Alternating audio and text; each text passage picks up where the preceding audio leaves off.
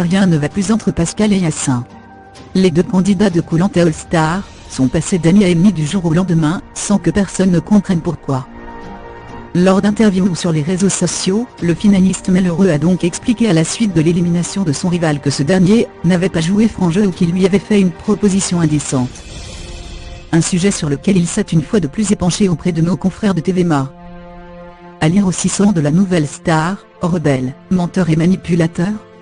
Ou juste un pro de la mise en scène? Koh Lanta Cambodge, Vincent et Yassin éliminés, Sandro manipule, réunification. En arrivant au conseil, j'ai eu l'impression que tout le monde était en colère contre moi. J'ai pu m'expliquer. J'ai compris que Yassin m'avait décrédibilisé, autant qu'il pouvait dans la résidence du jury final, il avait tout fait pour que personne ne vote pour moi. Cela n'est pas passé à la télévision, et je le comprends parce que c'est allé très loin, a-t-il confié. Il a ensuite précisé qu'Alban l'avait accusé d'avoir été insultant, des paroles qu'il n'a pas supportées. J'accepte mes stratégies et mes coups de colère, mais pas des insultes que je n'avais pas prononcées. J'ai voulu savoir qui lui avait dit ça et là, il s'est tourné vers Dylan et Yassin pour me dire que c'était eux. Ils ont nié mais tout le monde autour d'eux a été surpris et a compris.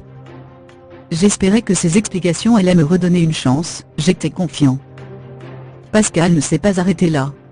Il a ensuite sous-entendu qu'après la réunification, Yassin était prêt à trahir son grand ami Dylan, afin de remporter l'aventure. Yassin a dit que Dylan n'était pas un problème, qu'il en faisait ce qu'il voulait, parce qu'il était dans ce Koh Lanta grâce à lui. Finalement, l'élimination en mort subite de Dylan a réglé le problème.